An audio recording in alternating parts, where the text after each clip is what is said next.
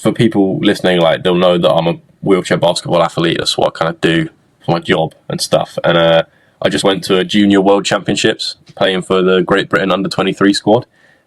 We ended up coming away with the bronze medal, which is good on one hand, but is also depressing on the other, because it's not what we came for, and nobody aims for a bronze medal.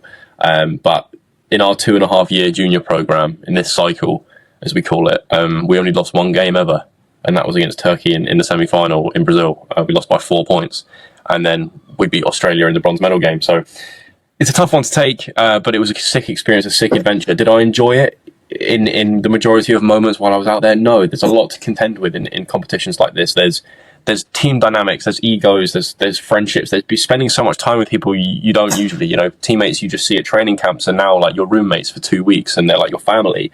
And it's handling the pressured situations, games where you only play 5 minutes, games when you play 25 minutes, but you make mistakes, and just handling all of that into one. So it's like, it's not enjoyable. It's not pleasurable, but it's a challenge and it's an adventure. And that's why I do the things I do. But so obviously all of my points coming into this Jacob and Joel episode are from a debrief from my experience in Brazil. And this first one is about, and not just another reminder of something I guess I knew anyway, and we've talked about before, but is the anticipatory nature of the human mind, and how so much of our emotions and our motivations are just tied to shit that hasn't happened yet, and how when you actually get to that thing, it's never as good or as bad as you think it's going to be. And that's kind of advice that you just see on shitty Instagram like quote pages, or like you read a little motivational article and it tells you that, and you go, yeah, that's probably true, but you're only really things that sink in when you experience them yourself.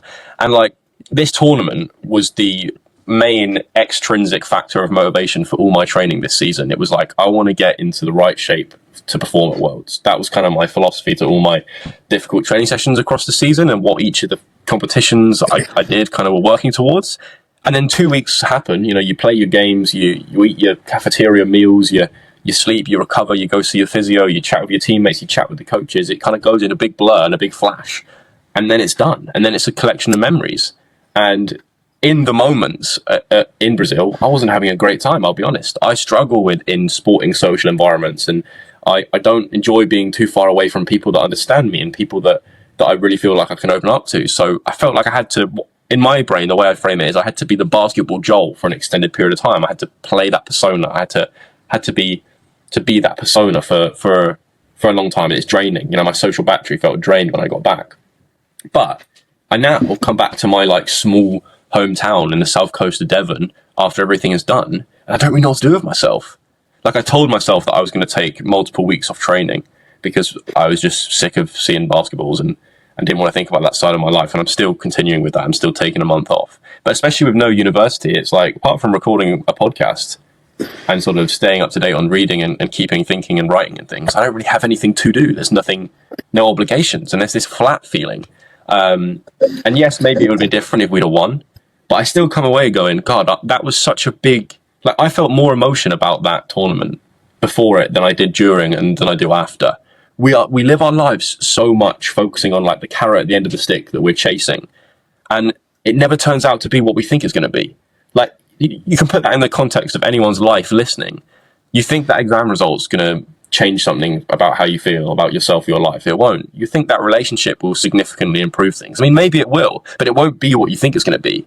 That promotion at your work, that moving to that country, like, you can shift your life, true, but it never, what I'm trying to get across is that it will never be exactly how you anticipate it in terms of the emotional salience, in terms of the specific details, and it will never be as bad or as good as you feel it will be. So all these anxieties and these excitements are really just, they just kind of possess us and make us think and feel certain ways when they're not really accurate and they don't represent how reality will be. So then, as I put at the end of my point here, the happiness and meaning we get from life are ultimately driven by how you connect with the present moment. And while I was out there, people go, oh, you went to South America, that's so cool. You competed for your country, that's so cool. I'm like, yeah.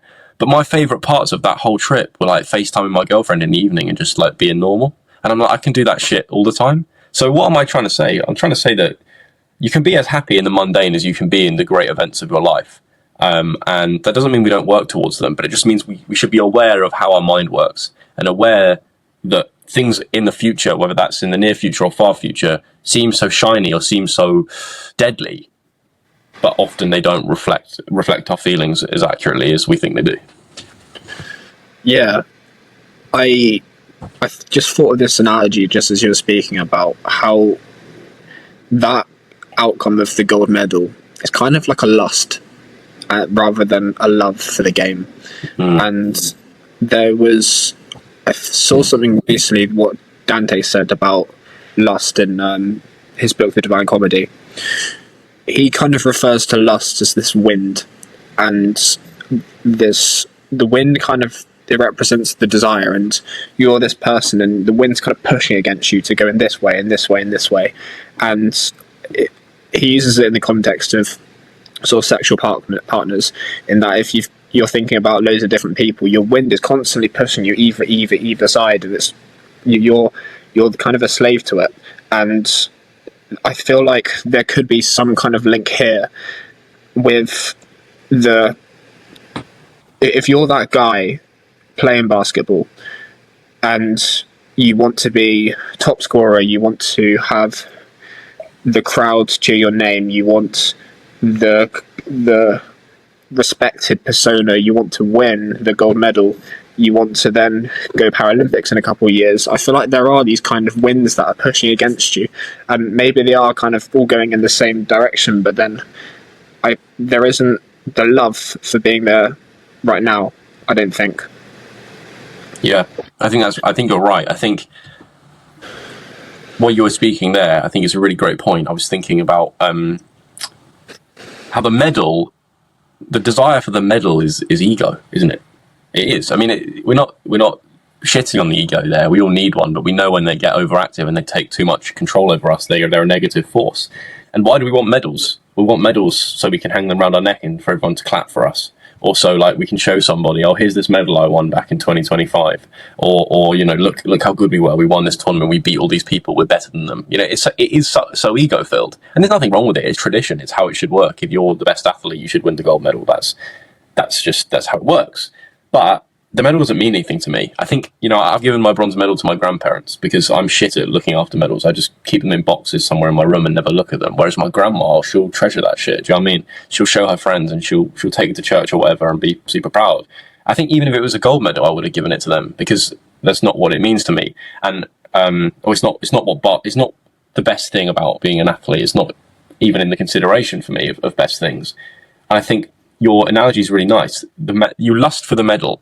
But what you should love is the way that, and I guess maybe this is just me, but I guess I wonder if some other athletes would relate to this, but the love is the way that pressured situations and competition evoke character development in you.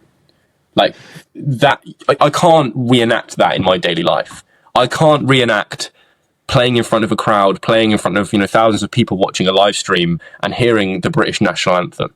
And closing my eyes and feeling the goosebumps wash all around my body, knowing that we don't know the outcome of this game and there's some sort of stakes on it, and seeing what comes out of me and seeing what comes out of my teammates and how we work as individuals, but also as a unit.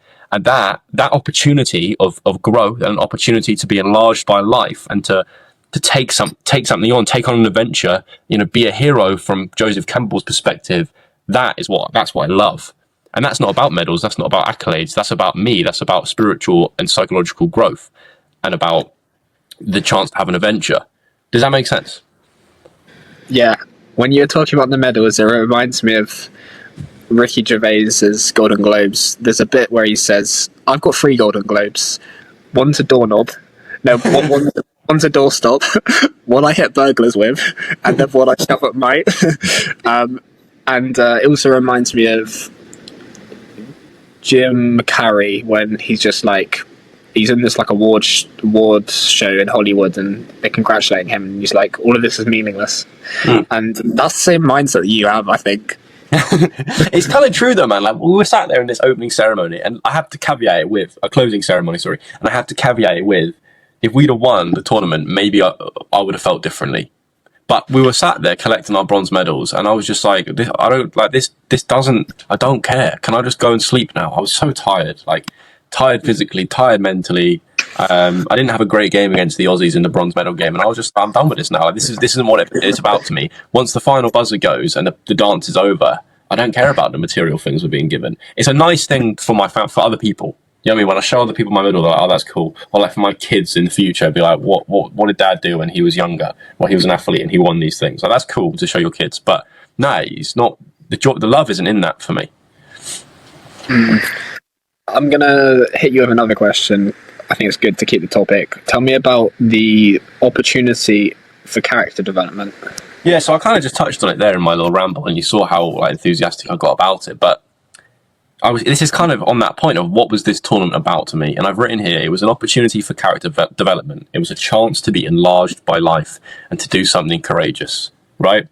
In brief moments of meditation that I had during the national anthems, because before every game they played the British national anthem and then the national anthem of the other team, and we all clapped for each other and stuff. I never sung. One, because I'm not really very patriotic and don't really give a shit about God saving the King. Two, I don't really care. I don't really know the lyrics, so I would just be singing and mumbling. I wouldn't know what I was doing. So instead, I just decided each time I was going to close my eyes and take that 20 seconds to remind myself of some key philosophies. And I think I talk about that in my third point, which we'll go on to later. But I remember just, deeply breathing, reminding myself of what matters in life and feeling this wave of goosebumps over my body. And it was a real feeling like I was truly alive and I was doing something really meaningful. And there was pressure and it could have gone wrong. And I was stepping into the unknown and I was doing something courageous. And I realized in that time that the choice to be enlarged by life, the choice to step into growth and not let fear and a lack of agency sort of violate the meaning you could experience from that situation, that choice to open yourself up to life and potentially get hurt, potentially fail, potentially be ridiculed, the choice to do that is what we ultimately want. We want to feel alive. We want to feel tested. We want to feel like we are becoming something. We don't want to stagnate. We want to become. And that's the beautiful thing that I'm taking away from Brazil. And actually, it will maybe give me an advantage in the future as my athletic career continues, because that's my philosophy. Is I want to be opened up by life. I want pressured situations in life to really put me under stress, I guess, in the most positive term, and see who does Joel Clifton become? What side of myself will manifest when I'm put in that situation?